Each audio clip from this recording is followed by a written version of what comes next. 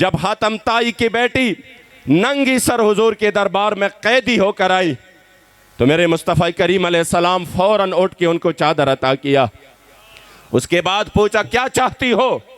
उन्होंने फरमाया एक तो मैं आज़ादी चाहती हूँ, दूसरी मैं शाम जाना चाहती हूँ तो सवारी भी मुझे चाहिए, सवारी भी मुझे चाहिए और मुझे ज़ादे राह भी चाहिए ताकि मेरे पास कुछ भी नहीं है।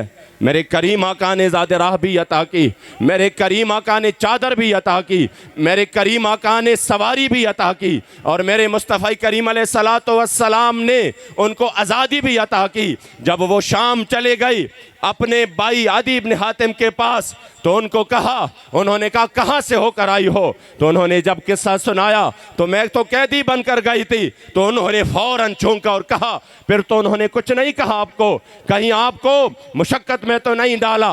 उन्होंने ना भाई क्या बात करते हो, आपको क्या पता वो कैसे दरबार है, आ जाओ एक बार जाना पड़ेगा तब आपको अंदाज़ा हो जाएगा कि वो दरबार कैसा है। उन्होंने कहा नहीं मैं डर रहा हूँ, मैं घबरा रहा हूँ। उन्होंने कहा भाई घबराने की कोई बात नहीं, हुजूर इतना देते हैं, इतना देते हैं कि आपके वहम गुमान में भी नहीं होगा। उन्होंने कहा कितना देते हैं? फरमाया भाई इस तरह नहीं होगा, आप जाके हाजिरी लगाए तो आया नदर ते क्यों बदनसीबा हजारा रंगा विच रंगे दे मोहम्मद।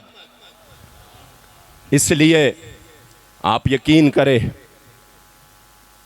कि किबला अमीरुल मुजाहिदीन रहमतुल्लाह तआला अलैह तो आज हमारे सामने मौजूद नहीं है।